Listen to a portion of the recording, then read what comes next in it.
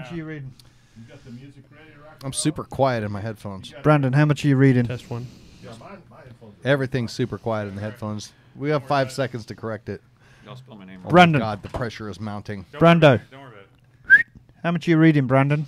I was going to do the middle like I usually do. All right. Who's doing the first bit? I'll do the first bit. Alrighty. I guess I'll do the third bit then. How's that? All right. You look like a third bit kind of guy. Hey, easy. This is Macy Moore from HopFusion Networks. Come and brew it. Cheers. I know that guy.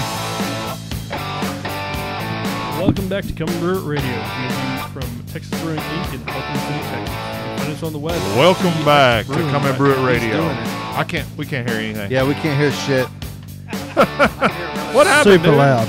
Oh my goodness. Well, welcome back. Go ahead and start the second segment. In this episode, we have Macy Moore from HopFusion and Ned Steele from Luck in studio to help us discuss infusing your beer with a variety of flavors as you serve it and get back into the discussion of cooking with beer. You first met Macy back in episode 76 when we went on the road to their brewery. They've since become known for their regularly changing special infusions. You first met Ned way back in episode 56 when he and Jeff Dietzman came on the show to talk about Luck and their beer-inspired menus. They continue to be a favorite for craft beer and food lovers in the DFW area who enjoy their creativity with beer. Tonight, we hope to tap their experience and expertise to see what we can do to help you experiment with your beer at home. And to go with the subject of experimentation, we also have our first spice experiment beer back in the studio to discuss as we get going. But before we get started, please be sure to check out our Patreon account to help support the show. Every little bit counts, and if you visit patreon.com/Come and Brew It Radio, we have a variety of options for you to help keep the show going, get involved, and improve it. Also, every week we'll have a weekly giveaway to all of our patrons at the end of each month. We'll be doing a monthly product giveaway for all our $5, $10, and $20 patrons. I'm Brandon. I'm Nigel. I'm Chris. I'm Stubby, and I don't know what the hell is going on. Yeah, I don't know that anybody here knows what's going on. I'm sorry, Brandon. Eric I didn't knows even what's realize going we on. were live. Yeah, I know, but the problem is the headphone mic or Live in amp Budokai. is terrible. Intensity and But 10 cities. anyway, you know, it's Well, it's that was it's always a new day here It was at as smooth Come as and a Brew It stucco Radio. bathtub, huh? I mean, we cannot change a damn thing in the whole studio, and we come in here, and the next time it's you know, it's like gremlins, man, come in and change everything. Well, you know, for a long time, every time I brewed, my brewing system was a little bit different. I was messing with it and tweaking it, and it was like every time I brewed on it, it was a different system. One time, James well, Harrington that's and I probably are because brewing. you had a lot to drink, and then you don't remember what you changed the time before. No, I remembered. It's Yeah, just sure. different. Yeah, I But see. then one This time, James show. Harrington and I were brewing, and I said, "Man, There this you is go. a really smooth brew day. I don't know what's different." He goes, "Well, this is the second time we're brewing on it with it being the same way. That's so maybe we should try the same thing here, or we just don't mess with anything." And Well, we were trying that, but It's 420 too. yeah. So everything's screwy. So you know. all right, I can go with that. You can blame the producer on 420. Yeah, and this mic, does this mic sound crackly to you guys? Yeah, everything's crackly. But you know. It's just you. It's just me. Okay. Snap, Anyway. crackle, pop. That's the way you Snap, sound. crackle, pop. Anyway, so what do we got going tonight? Or do we have any recent happenings? No. Yeah, well, I had a lot of brewing stuff happen with me recently. First of all, I ruined my kegerator the other night, which was really great. So I feel like that's a cautionary tale that'd be worth sharing with Oh everybody my here. God! And I was out really of impressed all when the you told people I know, dude, No, you're right. You're 100% right. You're the only person I would ever think that would never do They something. would never do it. No, you're 100% something like that, right. It's ever. one of the most idiotic things I've ever done. And not only am I embarrassed about it, I'm so mad at myself. I can barely contain it.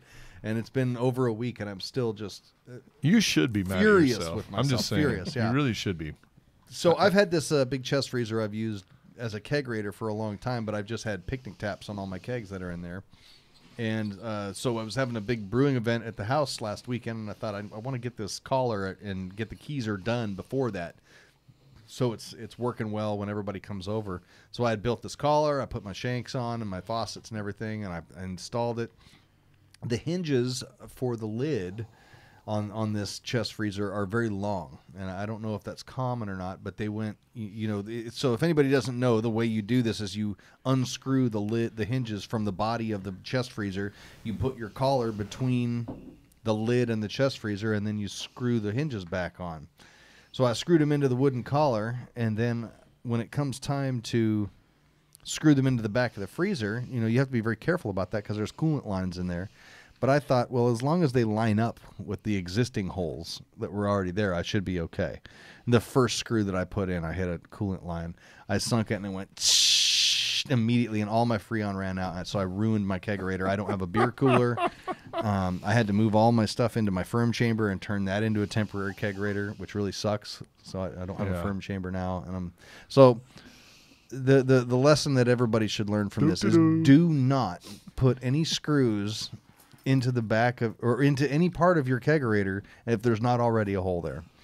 Well, and I showed you how. Yeah, you showed me the right way go. to do it, which doesn't take a whole lot of brain power. It's especially for someone like me who you're pretty mechanical, does this dude. for a living. Really, Yeah. I'm not a contractor for a living, but I work with tools for a living. So, yeah, it was. I was extremely upset. Yeah, to say the least. you So had probably too many beer or something. That's what No, it was. no, it really wasn't. I wish I could blame it on that, but that's not what it was. I'd feel much better if I could say, well, I was drunk and I drilled into the back of my kegerator, but I was not. It was just a dumb, idiot decision. Then it was not enough beers. It's done. Yeah. Yeah. Yeah. I'm told that you can cut a square out of the back and that you can patch the thing. Yeah, negative. Then how the hell are you gonna? Most of those are not even made where you can actually put Freon back in them. Yeah, I think, don't know. So. I don't Yeah, know. most I of the paid small ones $40 for the thing. It seems like No, well, shit. You ain't got nothing to bitch about, really. well, it's replacement cost. It's not what I paid for it. It's the True. replacement cost. That's the issue. That's yeah. true. That's Yeah. true. So, but after that, we had a big brew at my house last weekend. So that our brewing club has the big 3-barrel brewing system that we do big brews with. We'll brew up a big batch and split it off into 5-gallon shares. And we did that this past weekend, and that went really well, actually. I had a really good time doing that. It was a little bit smaller group than we normally have, and so everybody was really involved in the brew and a lot of help. And I had somebody come in and bitch, and he goes, I went to that big brew thing, and damn, man, the wort was only like 1048. So I said, screw that. that's what it was supposed to be. He saved it, and then he's going to boil it up. He's going to boil it up, and he's going to add more shit to it. I have a feeling I know who you're talking about. But Well, damn you for hitting your numbers. it was Brandon. also a $22 5-gallon batch, so you can't complain too much. If it's not 1070, I'm out. I'm not. Yeah. My guess is not going to the next one then. Yeah, I remember my first couple brews, so. Well, it's just funny though, because that's the thing that I always hear from, especially like you guys, Macy, is when they go to these a lot of the beer events, where they're serving beer, and it's like, which one's got the most alcohol? Yeah. That's usually at the last hour of any festival. Give me the one with the most alcohol in it. Yeah. So anyway, anything else that's going on? I mean, there's like no big beer news this week or nothing. right? No. Well, there is. There actually is something that I wanted to talk about, and I've actually been giddy about bringing this up because we kind of talked about how douchey it was to begin with. Miller Coors issued their response to Stone Brewing. Oh yeah. Yes, About they the did. lawsuit I did not over see Keystone Light, and I think they're going to need a whole lot of ointment over at Stone because it was a sick burn. I mean, it was. They really like Miller Coors burned them. Oh yeah. Oh, yeah. really? They have prior art. Not only do they actually have priority over it, and really by what they were saying, Stone is probably in violation of their trademark more than they're in violation of Stone's. But they really kind of put Greg in his place too, in saying that he likes to act as though he's a small independent brewery when he's actually a huge mega conglomerate, international brewery, and they just don't know how to act as being one of the big guys when they still want to act as Oh, one I mean, of the come small on, guys. they got a brewery in Berlin now. I mean, Right. It's not like they're a micro by any means. So it was kind of one of those things where when that whole video with him came out, there was something I didn't like about it. I couldn't quite put my finger on it other than I just think he's kind of a douchebag. But when Miller Coors released that statement, well, I thought, I guess we're that's never exactly getting him on the show. Oh yeah, well I'm sure he was lined up for a week or two from now, right? Episode 117 Oh canceled. man. Yeah, he's So- coming to Blue Bonnet next year, and he was going to come into the studio, but you just blew that out of the water. Bam. Oh well. Done. I Done. guess It's kind of like all the other people we call douchebags on the. What was that one video that they released about? What was it? The one that we watched up here it was. Oh yeah, that was It was Wicked Weed and a couple and of those other Elysian ones. Oh and- yeah, yeah, man, uh-huh, it was rough to watch. But anyway, Yeah. So at any rate, when I saw Miller Coors' response to it, it really made me chuckle. I thought they really set themselves up for that, Right. and it was just funny, So But anyway, we got a good show lined up tonight, and I think you guys are really going to enjoy this. I mean, two of my favorite places to go to are here in the studio tonight. Is we have Macy Moore from HopFusion, which the way I consider is probably one of our localist brew pubs that we could It's go. the Not localist? brew pub, yeah, Localist of the localist. We have that as the tagline. Yeah, It's in our glasses. tap room, right? That's his nickname, the localist. Did you say The locust? localists, yeah. T-shirts next week. one of Yeah. our best local breweries. It's Yeah. it's absolutely my wife's favorite. My wife is really not into going to breweries that much, but if you say HopFusion, she's in the car ready to go, and it's one of my favorites too. So, Well, and it's always fun to support these guys too, because they used to be one of us before Yeah, they absolutely. went pro. So that's always a cool thing to be able to say. Those guys used to be in our homebrew club. Still are. yeah, it's still Well, on. you do host Still them on, now, yeah. so no doubt. Yeah, no that's where doubt. we've been having all our meetings. And then, also Ned's here from Luck, which is one of my favorite restaurants in the Metroplex as well.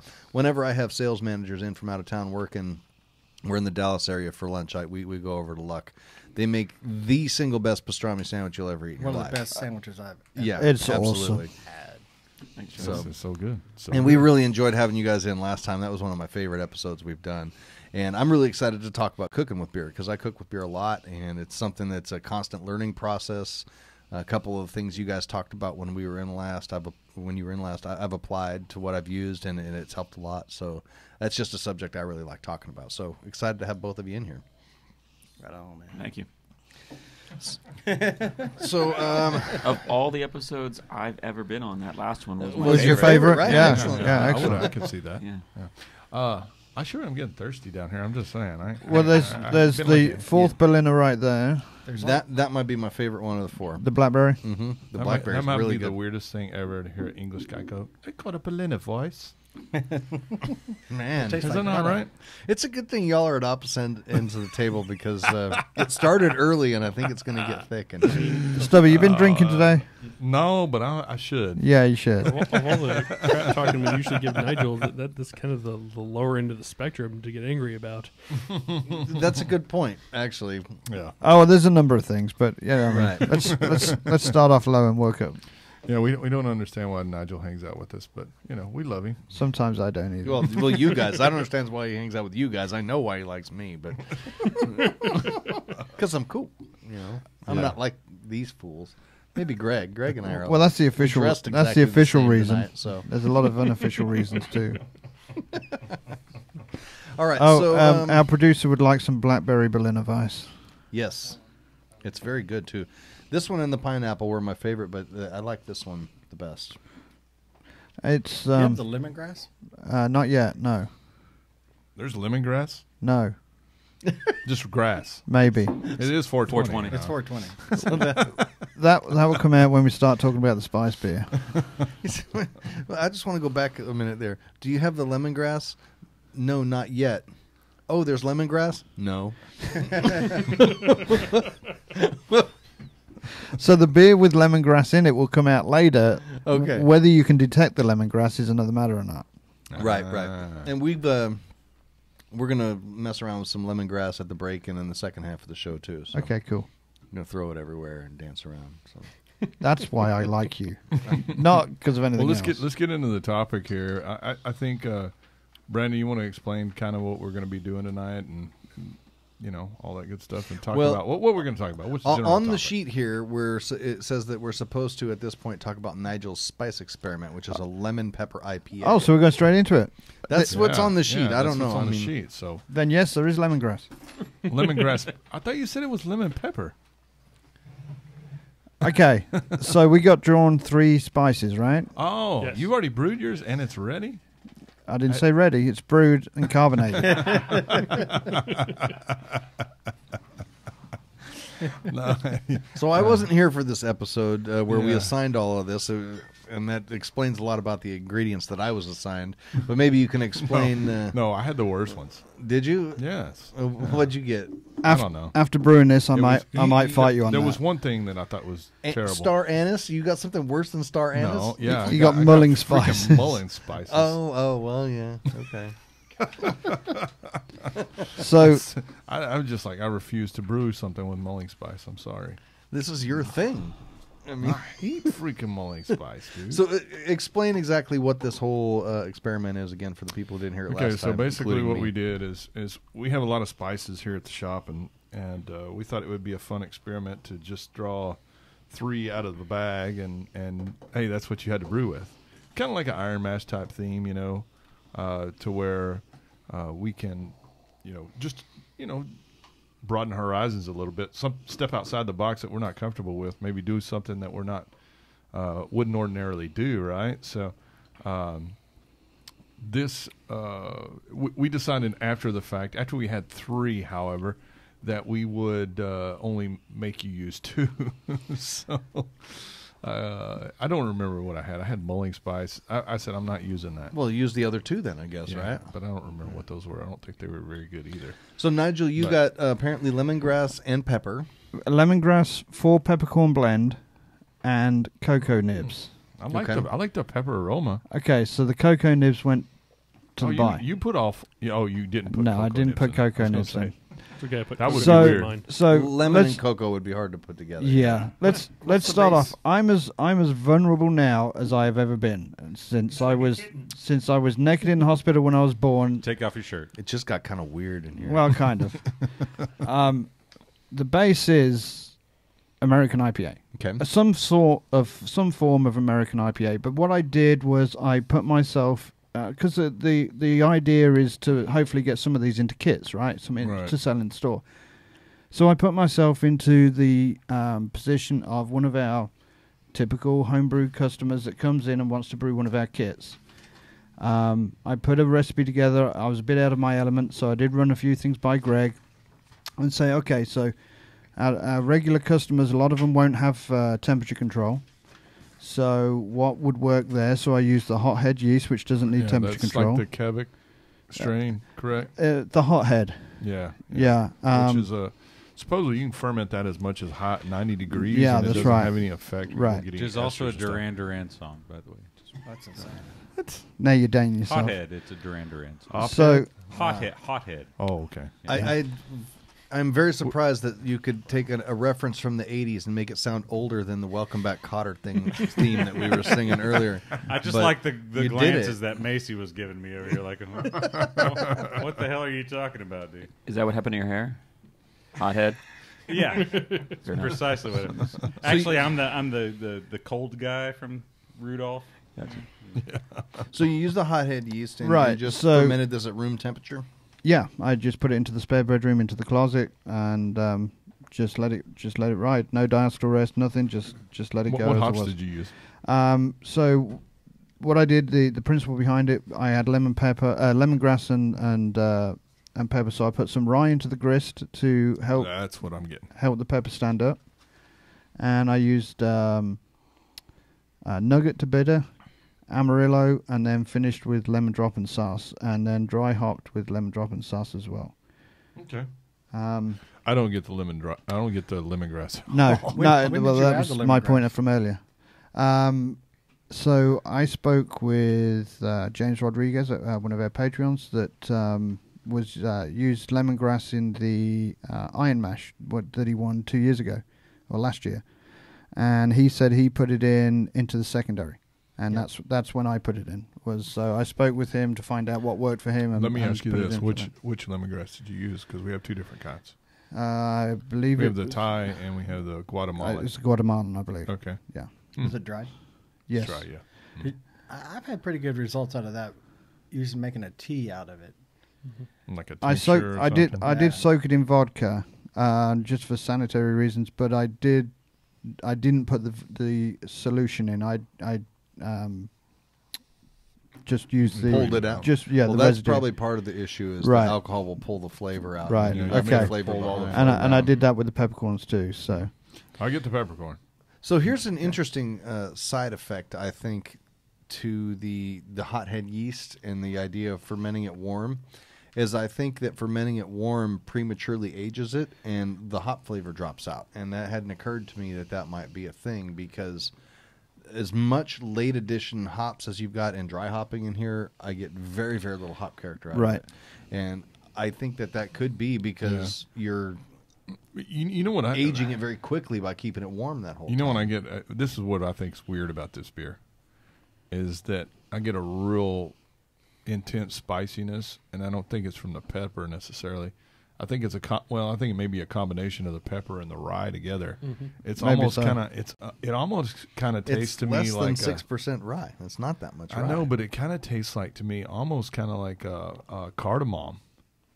Yeah. Do you get that? I can see that. Yeah. I can see that. Yeah, it kind of has that weird cardamom type flavor. I So get a hint of the lemongrass on the nose. Like I Yeah, can, on the nose, you can get it. I get actually a little bit more of the lemongrass than I do the hops Yeah. for as much hops as there is in this. I mean, you had let's see, going into the boil, you had 6 ounces in a Right. 5-gallon batch, and then 3 ounces of dry hops, and I get very, very little hop character out of it. And I personally, I think that it tastes kind of like if an IPA gets old and the hops drop out of it. yeah, maybe so. And I think yeah. keeping it warm ages it prematurely would be my guess. You got a lot of flaked, yeah, flake grains so- in here too. so- like a New England IPA, right? Yeah, when I was putting the recipe together, I did speak with. No, I didn't speak. I listened to the Turning Point episode and listened to what those guys had to say, and took some of the pointers from that. And I don't think what I may apologize for my part on that. what I didn't do was I didn't dive fully in any direction. I think I stayed on the fence, and that may have hindered the beer in one way or another. If I'd have gone fully one way or another, that might have Well, helped the beer come through a bit let me more. ask you this: why did you go to the IPA route? Just out of curiosity. I just figured if I was going to be out of my comfort zone, I'm going to be way out of it. I mean, Right. Right. The research I did, a lot of the lemon pepper beers that are around are saisons. Okay, yeah. And there wasn't really anything else that was commercialized, at least. So I figured, well, if we're going to, like I say, if we're going to get out of our zone, let's get out of our zone. So The pepper character in it is really nice, and the Yeah, I like the spiciness and the pepper. mouthfeel. So there's like half of it I think you pulled off just right, and then the other half I think, I don't know if it's a process thing or what.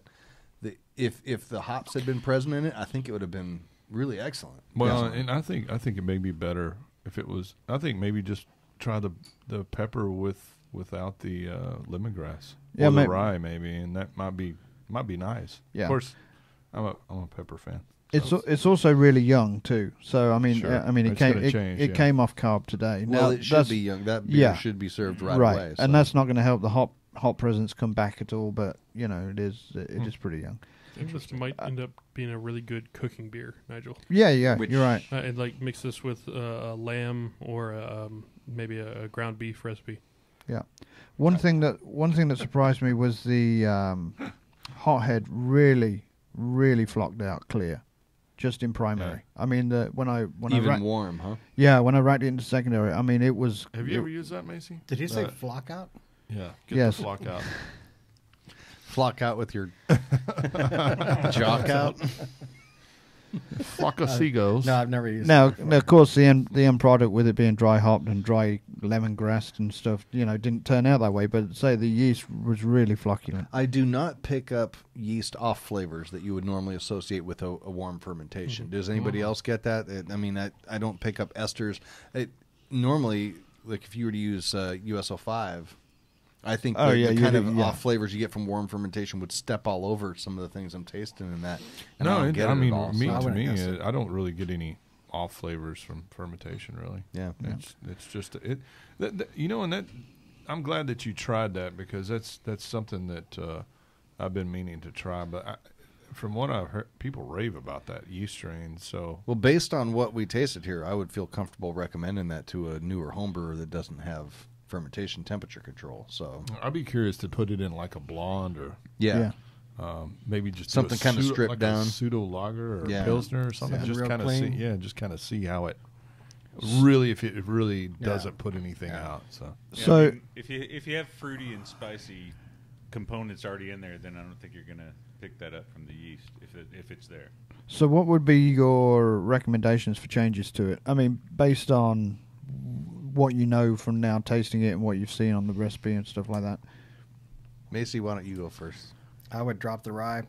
I would create a tea out of the. You want the lemongrass if you're going to say, in my opinion, if you say it has lemongrass, Put it I in. can kind of smell it, but there's a taste. Okay. I agree with you on that.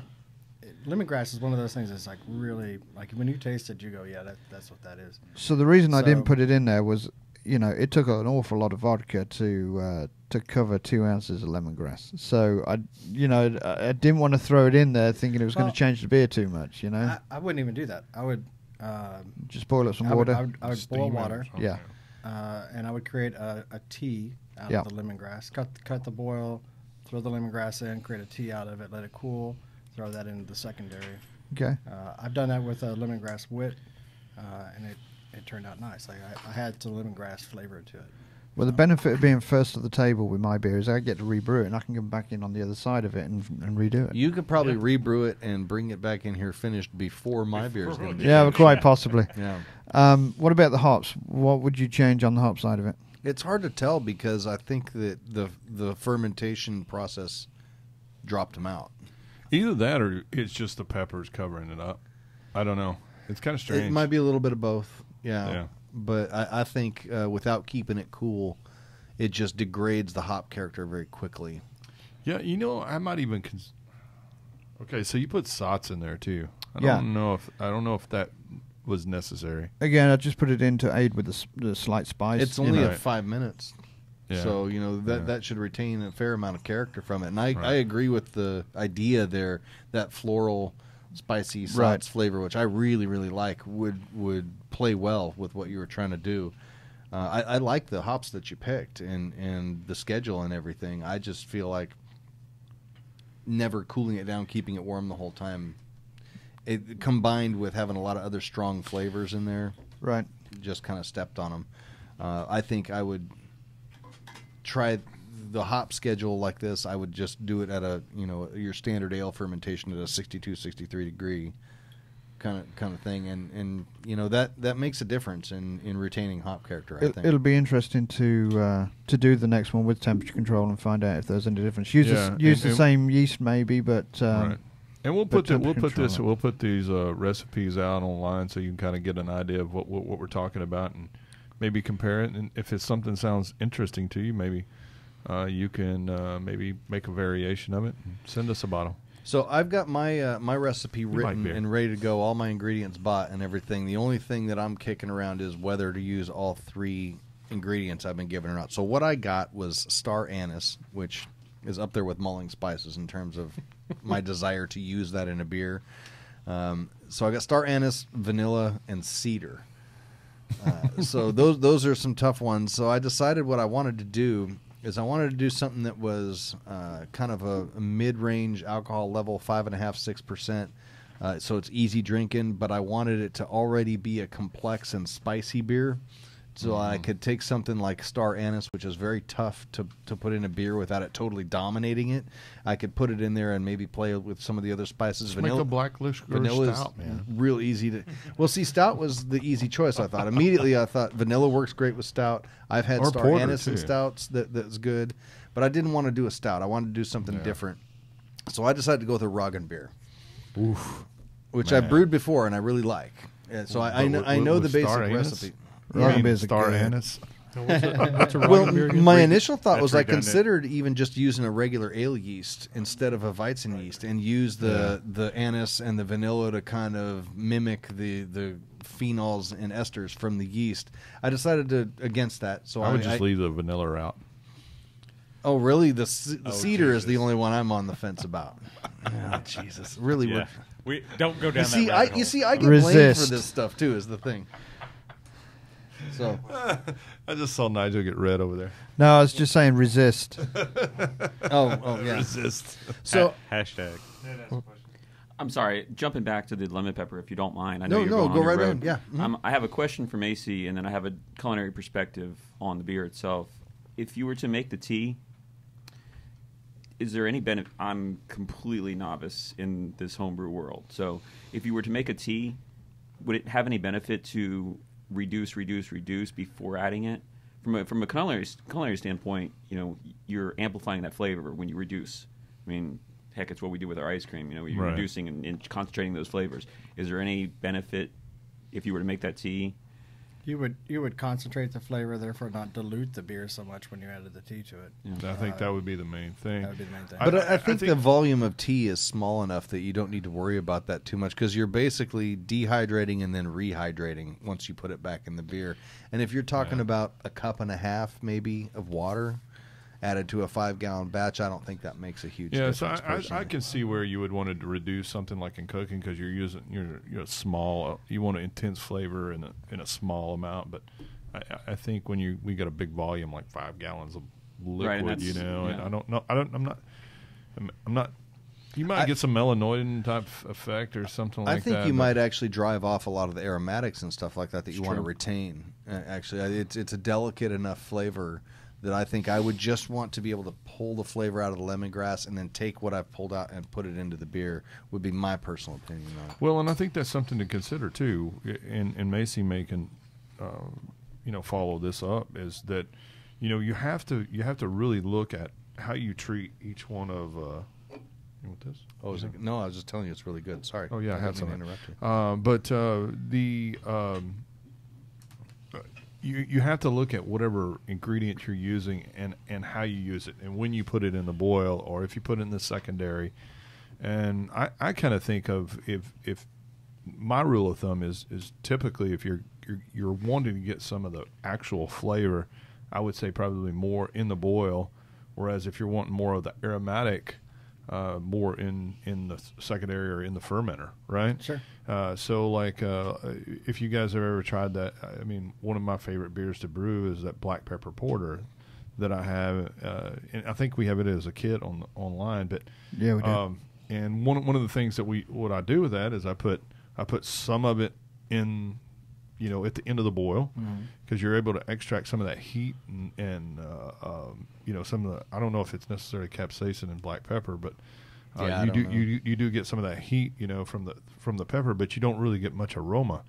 So that's why I decided to start putting it into the fermenter, and you get both that way. You get the aroma and Yeah. you get the flavor. So When we're doing this, we look at it kind of like from the nose all the way to what you taste after. So really late, right, but you work at that backwards. So Right. what you want really really late, you're actually working in the mash. You're working in the beginning of the kettle, and then all the way up forward, you're working later and later and later and later in the process, so that the nose is actually coming in the bright or in the late in the fermentation. Right. So that's how we look at it, and that's kind of been a rule of thumb even when we were home brewing, and Right. it seems to play out. Like if you want to taste it after you drink it, that aftertaste, that's what you want to. You're going to start really really early. early in the boil or Or something even in the like mash. Yeah. Yeah. Okay. Yeah. Makes sense. Yeah. And I think that's one of the things you got to look at too is that I think a lot of times, people will just go, it's not just the boil you got that vigorous fermentation, all that CO2 is scrubbing a lot of those volatile, aromatics and stuff like that. So that's a lot of times why you want to put stuff into the secondary, but after all that CO2 has been kind of driven off. Honey is a perfect example of that. Because if you really want to retain any of the honey flavor or aromatics, now I see Macy over there smiling because you get away with something that I don't think I've ever seen anybody get away with, which is putting honey in the boil and you still end up with a honey flavor afterwards. I've never been able to do that. For me to keep any honey flavor or aromatics, I've always had to put it in fermentation or secondary.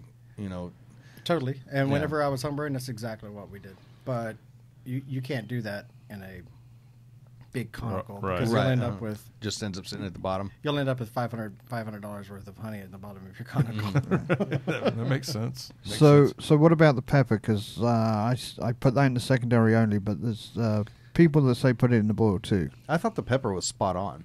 Okay. Yeah, the pepper was really good. The pepper, I like that a lot. Yeah, from a beer standpoint, you guys might not be getting the lemon pepper, but if I was cooking with lemon pepper, that's exactly what it would taste like to me. Okay. Like he was saying earlier with the lamb. Think about lemon pepper chicken. Yeah. That's what that beer tastes like. I do agree with you on that. While I have a hard time picking out the lemon flavor independently. Yeah, I would want more lemon in it. It does taste like lemon pepper, though. You're right. I agree.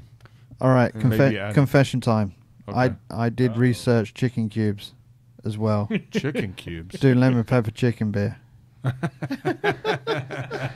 I researched it. It didn't happen, but I researched it. Wait a minute. Mix it in the batter and fry it up. What is a chicken cube? Like you're Bouillon. going to Chicken broth? stock in there? Like bouillon. Like a bouillon Yeah. cube? Yeah. Oh, okay. All right.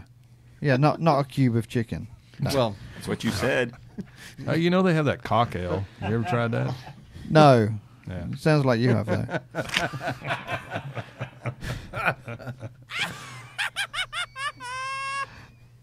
oh, that throws me off every time. Yeah.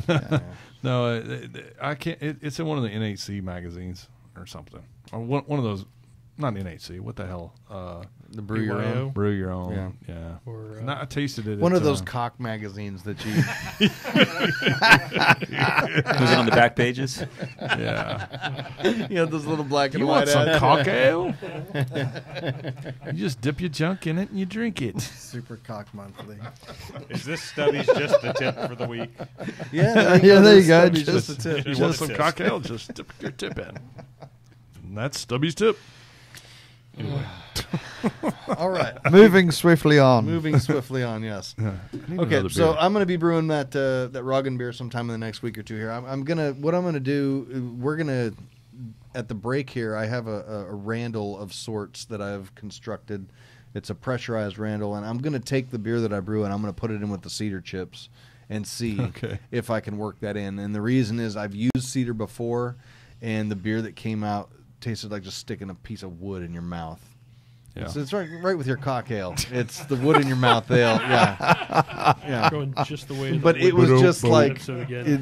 you couldn't even taste the beer. It was just such strong cedar. It's a really oily, strong wood. You got the whole thing in there, huh? Yeah, got the whole thing. Yeah. As much of the wood as you can fit in your mouth at one time. Did you swallow? No, not at all. Did the beer have a creamy texture at all? Not at first. So That Nigel, was later on, about 5 minutes later. So Nigel, which do you like best, vanilla vagina or this? This is far better. Oh, okay. Well, that's because we haven't driven it into the ground yet. So I don't know what just happened to the sound, but something just got really quiet all of a sudden. I thought I was having a stroke. There we go. All right.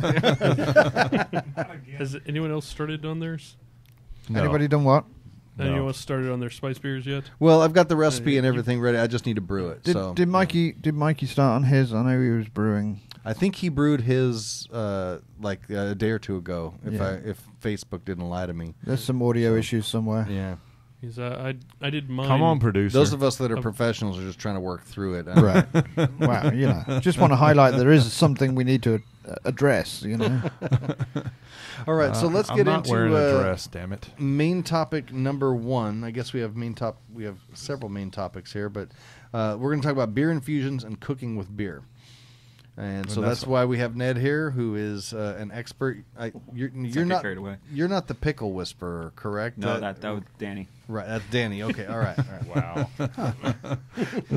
What a segue. Right. Danny's pickle whisperer. Jeff's the mouth. I'm the idea guy. There you go. Okay, wow. So let's talk about beer infusions and cooking with beer. This is one of my favorite subjects. I cook with beer a lot. Cooking is. I really like to drink beer too. Damn it. Yeah. I'm just Are you saying. yelling at me? Beer. Stop yelling at me. Here, you drink some Schnickel Fritz. He asks me to do that all the time, and I don't like it. What else? We got some feisty blonde here too.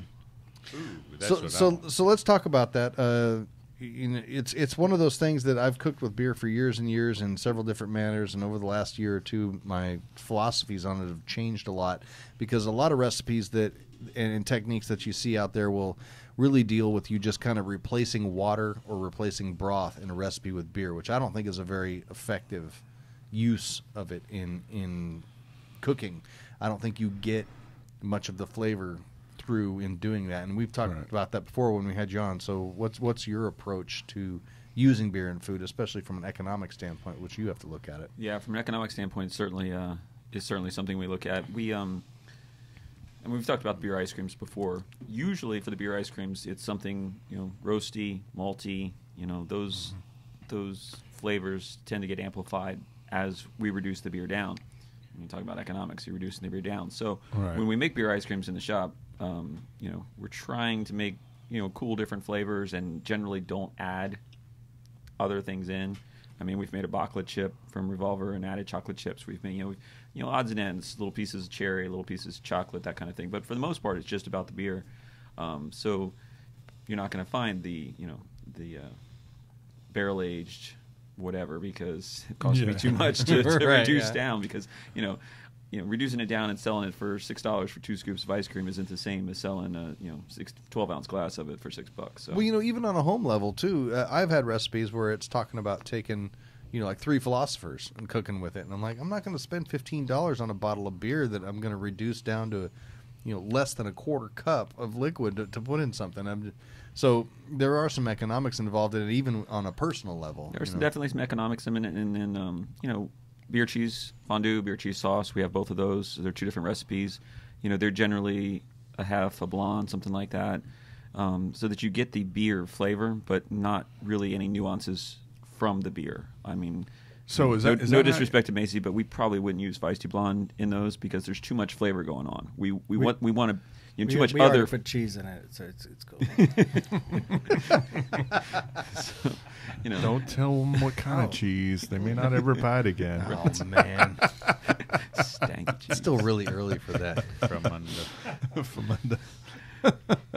So do you feel like a lot of the nuances that are in beers like that get lost in that process, that even if... I think it depends on the process. Okay. I think that if you're keeping the beer as is, no reduction, maybe in a salad dressing, you're getting all of it.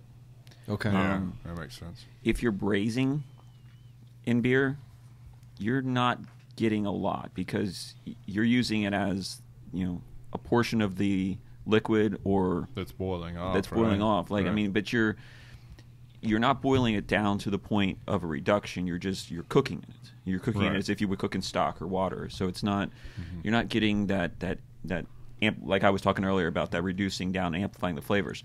So, but if you're using it to make your ice cream or reduce it down into a toffee sauce or combined with the barbecue sauce, you're just reducing. You're getting the water out, so you're keeping all the sugars. You're keeping the guts of basically, the beers, yeah. So whatever's added into it, you really. And you're probably caramelizing those sugars too, Absolutely. and intensifying the flavor of the beer. And I, for me personally, if I'm reducing a beer that I would think that would go well with different things, it would be the big stouts. Right. And Yeah. a lot of roasty character, or maybe a lot of sugar content, maybe barley wines. You know what's the one that I have found works great for that is Doppelbock. Yeah, I could see that. Doppelbock has you a get really all those dark nice, fruit characters, and caramely middle to it that right. kind of. And there's still a lot of lasts residual through that. sugar left Yeah. over. So And that's why we don't like to add for the ice cream. Back to that. That's why we don't like to generally add things to it, because when you tell somebody you're having beer ice cream and they're like, "Oh, what'd you add to it?" I'm like, "No, you didn't add anything to it. You're getting all those little, those details of what that beer had in it. So awesome. I always tell people beer ice cream will change their life. You're either gonna love it or hate it, but right. But for the most part, like if you're cooking with it, like if you're braising something in it or whatever, you're not getting a whole lot of nuance of that beer, though, right? Correct. Not with braising. I would say using it straight as a salad dressing, that kind of thing, without doing anything reduction wise to it. You're getting a lot of great flavors, and when you reduce it down, you're getting a lot of great flavors. But if you're just using it to braise, you're just kind of getting a little bit of an alcohol. Right. Flavoring. So what about the beer can chicken thing? I mean, what is that? What does that do? Does that just like give you moisture? Exactly. Hydration. It doesn't really give you a flavor, hydration, right? Aroma. Getting some of that because you're steaming into the insides of the bird. So, is there a good way for a novice who's maybe appreciated more flavors for beers but doesn't know how to properly reduce a beer to add cooking? Is there an easy way to explain how you would do that without ruining the beer you're trying to add? Well, without maybe damaging the overall nuance of the beer, how would you do a reduction on a beer, let's say? Or is there no special formula? Is it just you just there's do a formula, taste? but it's subjective to the thickness of the beer. I mean, right. Thin beers, thick beers. I mean, they're still liquids, but some are a little hevier than others as far as Right. Oh yeah, there could be a very wide variance. Right. In there, So as you reduce it, I mean, I would say that versus- we reduce volume wise probably a cup down to a quarter before it gets added in. Mm-hmm. But if you take that beer down further, I mean, eventually you're going to get nothing except a burnt pan. But because there's no solids that are going to show up in a beer. It's not a. Would you do it in It's not a laboratory. Unless you're doing a New England IPA and then you got flour, right? It's chewy. Are you doing that in a pot or a pan, like a skillet? A pot. A pot. And so It's you're just 420, so it's a pot. Yeah, it's definitely. does carbonation? They generally pull the beer off the tap in advance of reducing it down to make the ice cream. Okay. When we use it for other things, So you want it flat. It helps to make it flat. I mean, it helps to have it flat, but it's not necessary. Okay. And that's for the ice cream. I mean, obviously for braising it doesn't matter. For salad dressing it doesn't matter. For other things that we use it in, it doesn't really matter. They just pull it off and use it in the beer cheese fondue, beer cheese sauce. Mm-hmm. But for the ice cream, they generally pull it a couple of days before they're going to reduce it, and then they can even hold that before they start to spin it. Do you guys marinate anything in beer? Or? Yeah, I was going to ask it as a brine. That was my question. Just, I don't know who's the question, but no, I mean, do you guys ever like marinate stuff in beer or? we do, and that is a style as well. IPA generally lends itself well to a Okay. marinade. Okay. Is it just the spiciness you get from the Spiciness, hops, and it holds up to spices. maybe? Okay. We talk about pairing later, but IPAs go well with spicy food. Yeah. and of so course.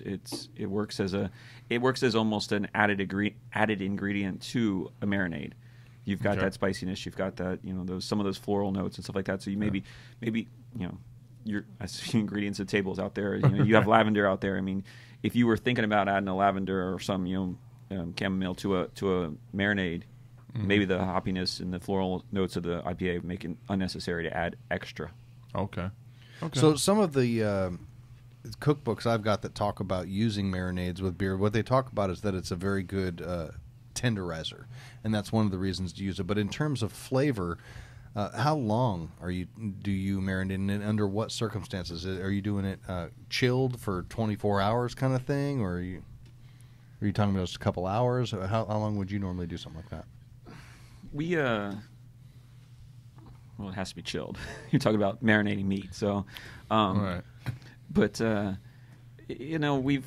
some of our marinades go a few days, some of them go a few hours. Kind of depends on the product and Okay. and how much of a porous material you're using. Beef is a heartier meat. You might want to marinate something a little longer, and chicken's going to soak it up a little quicker. Would you say that one question about that would be, does the alcohol content of the beer make any difference on the speed, probably for the marination, and also, like, say, for an IPA, like maybe you want to use a double IPA in something, but you actually want to try to translate some sort of that hop character so that somewhere remains in there. Do you think that's possible at all? To answer your first question, as far as the alcohol speeding up the marinade process, not in my opinion.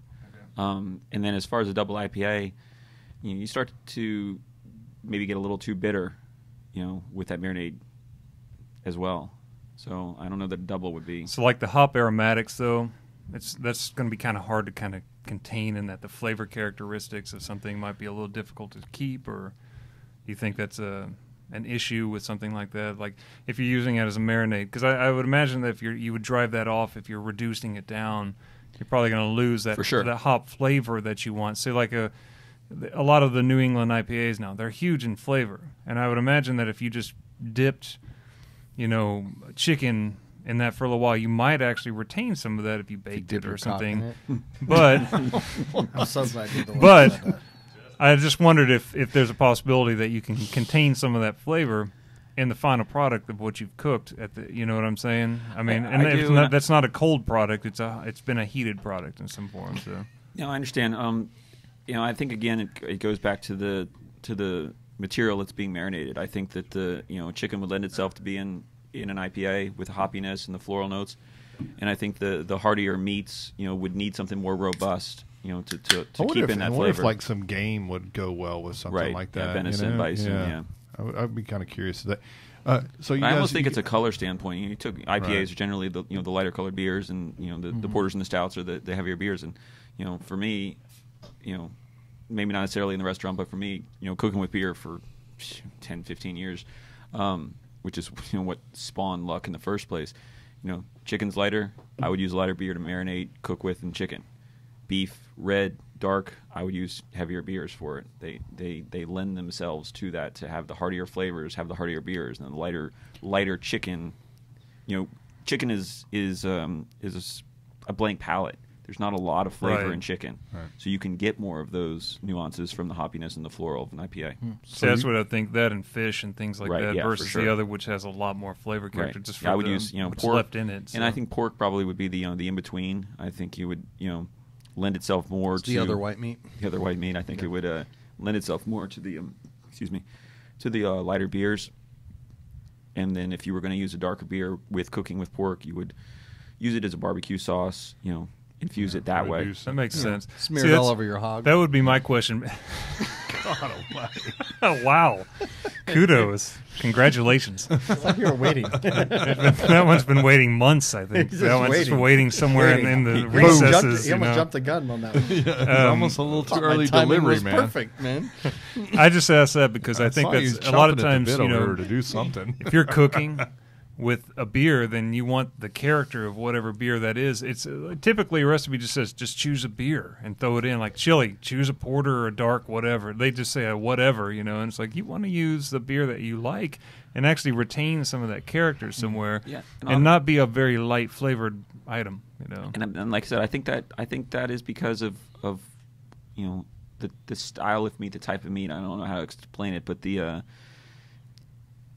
chicken, pork, fish, we were talking earlier, they are such a light texture and light flavor for the most part. Not that you can't have, good strong fish flavor or good strong chicken flavor, added ingredients, stock, that type of thing. But they lend themselves to be the blank palate, where the IPAs, the hefts, that type of thing, the nuances of those beers can be the star. But when cooking with beef, lamb, the meat itself is the star, and the beer really has to be umptious to have even a place on the plate, because it's going to get lost, because beef is so hearty and heavy, as opposed to chicken. It was light. Fish is light. Pork is light. Right. That's why everything tastes like chicken if you don't know what it is, right? Frog legs. That's a really good point. Yeah. You would be lucky to be able to get something out of it, like a lot of times, like a bourbon glaze type of thing. It's like, well, that'd be the same with a bourbon barrel beer. You'd be lucky to retain any of that bourbon character in that. You might just have the general concept of what was underneath all of that. Or you'd have to use a lot of it to really drill down to it. Yeah. I think what you're getting from anything like that is you're just getting that you're boiling it down and reducing it enough to where you get those those residual sugars left over. You're caramelizing whatever sugar is left over in Right. there, I would think, right? You are, but those sugars are pulling out the malt flavor of the beer. Right. Those sugars are, if you're reducing, those sugars are not just the sugars of the beer, but they're pulling those flavors from the beer with them. Right. From So a I'd like to take a quick science standpoint. Go ahead. I'd like to take a quick step back and go back to braising, because braising is something that I like to do, because I think you can braise and then also reduce and use that as a Use the sauce liquid, for correct. afterwards. And I don't know that everybody knows exactly what we're talking about when we're talking about braising. So can you talk about that process a little bit and exactly what you're looking for when you're doing that? So braising is boiling the meat, but not covered over. So you're cooking in liquid, whether you're cooking in stock or water or beer, and so the liquid is not over the surface of the meat, whatever vessel you're cooking in, stock pot, tilt skillet, something like crock pot, and so that the it's stewing, for lack of a better word, and so the flavors of the beer are cooking, or whatever liquid you're using. That's why don't cook with water. Don't braise with water. Braise with chicken stock, braise with vegetable stock, braise with beef stock, braise with beer, braise with something that has flavor. And the same thing can be said, I'll get back to your question, but the same thing can be said of, cooking rice. You don't have to use water to cook rice. You can use chicken stock, and then your rice tastes so much better. Much better, right. That's what I do every time. But as far as back to the braising, you're cooking in the liquid. The liquid is infusing itself into the meat, and the meat and whatever spices and vegetables, onion and carrots, and whatever you're having your braising liquid is going into the liquid. And so once the meat is cooked, it's been infused with the flavors of the ingredients and the liquid that you're using. And then if you can pull the meat out, you can reduce that braising liquid down. It's got all the flavors in it from the cooking process, from the added ingredients, especially if that added ingredient's beer. And you're just, what you talked about earlier, you're caramelizing those sugars, you're amplifying those flavors. And if you reduce it down far enough, then you can use it as a sauce or as an additive to a sauce. Yeah, to make a barbecue that's sauce. One of the reasons I wanted to go back to that, because that's one of my favorite things to do, because it's almost like you're trading flavors at one point. The flavor from the beer and that kind of thing is going into the meat. At the same time, you're rendering the fat and that kind of thing from the meat, which then goes into the beer. You pull your meat out, and you can make a nice sauce with that. Pull your meat out. Huh? There we go. That one was unintentional. That one. Macy's on it. No, but I really like doing that, because you get the best of both worlds in terms of cooking the meat in the beer, but then also being able to reduce the beer and concentrate the flavors and then add it back to it. Correct. That's one of my favorite things to do. Just one thing to keep in mind is if you're only using beer, if you don't have any stock, if you're just using beer or beer and water combination, that liquid isn't going to be enough to be a sauce. If you're using a protein stock, beef stock, chicken stock, fish stock, the fats, the protein in those stocks are what can create coagulate and can create a sauce in its own. Mm-hmm. You take beef stock and reduce and get this gorgeous demi-glaze sauce. You can't do that with beer. You can reduce, and have it'll just go away. It'll be a burnt, crisp burnt in the bottom, or a little yeah. syrupy kind of stuff. I mean, Yeah. you'd have to reduce. I don't even know the volume. You'd have to reduce a whole lot of beer to get some sort of syrup at the bottom. Right. I mean, it would still just be a film on the bottom of your pan. So Now, you it's just something to can't- keep in mind that if You you're can only add just a fat into that, like butter or something like that, and that does help. you can some. you can. It's called mounting. You mount with butter, but wow. Yeah, Nigel got it. This is just a treasure trove of immaturity. Really, is what it is. I feel like it's a gift on 420. you mount your meat sauce and You whip it out. but butter's good for finishing a sauce, but not to make it thick enough to. Right. I'm Well, just look- gonna bury myself. Wow. There's not an episode Carry on. without, I think, that happens. I don't. You know what I realized too is in listening to an episode today that in the recorded version, no one hears what just happened. Yeah, pretty much. Everybody at the table They stunned just for hear a our while. reactions and they don't have any idea what's going on, and we're like, "Wow, did you hear that?" Nope. So it's like a double whammy, really. Yeah. Well, I had a question. However, though, is you guys with the you're very innovative in your cooking with beer and all of that stuff.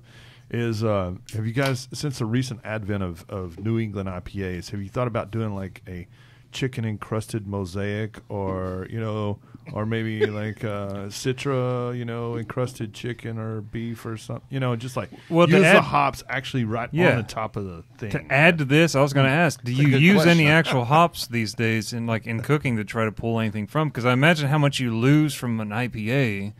It's like if you really want to showcase a hop flavor, can you use that in cooking in any way? I mean, to pull that out and I was being a smart ass. He's being serious. I know. I'm trying to decide which one to answer. We haven't. Let's put it there. We haven't. Convincing somebody to eat it, is. I mean, I always picture could you throw a whole cone into something and actually have some flavor transfer from the oils and whatnot, and still kind of showcase that character in another way. So maybe freaking bitter though, because you don't have that alcohol to take. Well, I'm not talking about a full maybe if you're cooking a piece of chicken for 20 minutes. What if in the last 5 you added this hop something or other add a hop to pellet it, in your and then sauce. Maybe that flavors or the aromas there, to where every bite kind of comes with the aroma. That's the kind of thing I was thinking of. And it's I'm talking about what we talked originally. That question's been on my mind since we were saying, what do you lose whenever you're doing what you normally do with beer? And I'm thinking, is it possible? You could almost make a hop tincture. You could almost boil some hops or put it in hot water and leave it for a while from a French press or something. And you could pour that back in and kind of braise with that, and that would be pretty interesting, yeah. I'd be interested to see how that came out, because I tried an experiment where I took some hops and just boiled them in water to make a hop extract. My thought being that if my beer came out not quite bitter enough, that I could add some of this in, and it's not the same. It's not the same. It's not the you same gotta have at that all. sugar It was in there. really awful to isomerize it. Yeah, it's Yeah. weird. So, but I wonder if you couldn't. Do something like that. Just have a sugar. and I water tried sauce. it one time. You kinda wonder, too, if- it's not like I perfected the process and decided it didn't work right. Let's just bring up, since it's 420, let's just bring up the cousin of hop cones, and and knowing that fat Cat is its primary way to transfer things with marijuana and whatnot. That's something that the fat is the kind of concept of that. And I would imagine that with the oils and hops, it's the same concept. It's you need the two things, something or other, to transfer the character. At Luck, we're casual restaurant, but we still have chefy culinary backgrounds. I think you could get chefy with it. I think you could make a foam. Right. I think you can make some sort of You make 420. foam? I think you can make a gas that would be as a presented. You can make cotton candy. Okay. Not sweet. You can make a ton of different cotton candies that I'm aren't just sweet. picturing how do you add mosaic into the characteristics for something if you want to put that on top of chicken, those kind of things. I'm just picturing something in it, even if it's just in the sauce that you add to the chicken.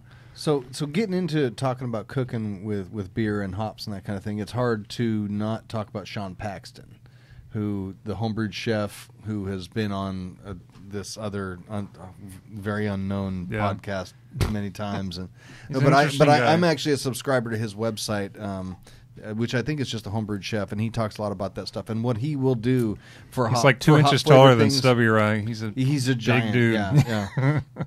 For hot flavored things, he will actually just do a vodka infusion in whole cone hops and pull that vodka off and put it into cream to whip or sauces or whatever, and that's the way to do it. And when you talk about the cousin and trying to pull that out, you have to just think about what. I only bring it up because it's this kind of the concept of what they're extracting into to get the usage out of. I happen to know from experience that you can pull the flavor of that out with water. You can make a tea that tastes like it. That's not a problem. It's the THC that is not soluble in water. Right, yeah. Similar to how alpha acids are not soluble in water, and that's what you're doing when you're boiling them, is isomerizing them and making them soluble in water. That's not possible with the other thing. So they are two completely different animals. I do know that. Okay. So don't put your weed in beer. Don't put your weed in beer. Do not. No. I knew a guy one time that made that. It wasn't good. I have a question. This tastes like from this chlorophyll. discussion is I don't know who did that ever. You would take a tincture off a hop to make it soluble without having to do the isomerizing, would you then be able to take that tincture and whip it into a protein or a whipped or like a meringue to suspend that flavor? Fat. You're talking about two different things. You're talking. Yeah, I know. I was saying, but instead of needing to boil it to get that soluble into a water soluble, you suspend it in an alcohol and then suspend the alcohol into when I say two different things, what I'm saying is that the oils that you're talking about that are the flavor and the aroma from hops, those can be pulled out with a tincture, no problem. You don't have to isomerize them. It's alpha acids which create bitterness. That's what you have to isomerize because they're not. So you can pull the flavor and the oils out of hops with alcohol. That's why. Well, and you put it in there for dry hopping and That's stuff. what dry Right. Exactly. Yeah. No different. But anyway, so I think maybe this may be a good transition point to maybe take a quick break. But Yep. I don't think it's gonna be a quick break. I think it's gonna be a long break. Yeah, we have a lot of stuff for We have them a lot to of choose things from to out there. infuse into some beer over there. We're going to play around and have fun. One of the coolest things that I think that Macy and Matt recently have started doing is, I know y'all have had like big plans for this for a long time. They've had this big, huge. I'm not going to call it the other thing, but it's an infuser. We can't call it that. Yeah. No. Exactly. Oh, really? It's an infuser. Yeah. Well, that thing's like 5 feet tall. So It's I an mean, infuser.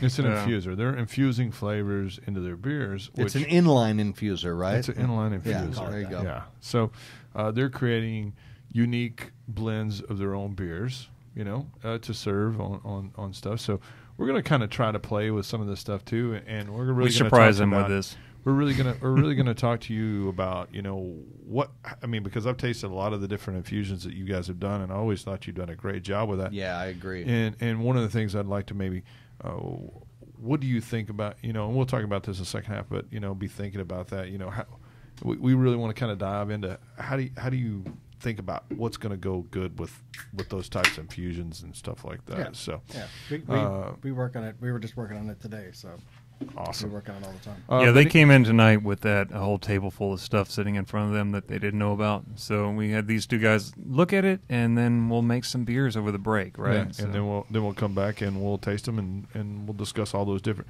infusions. the break may be a little longer than usual. Yeah. But it's strictly for research purposes. Yes, Yeah. strictly. Yes. I don't have any 10 or 12% alcohol beers, so we're in good shape. All right. Oh, we do. All right. We'll be right back. Or not. Or not, yeah. Or not. It'll be one of those two.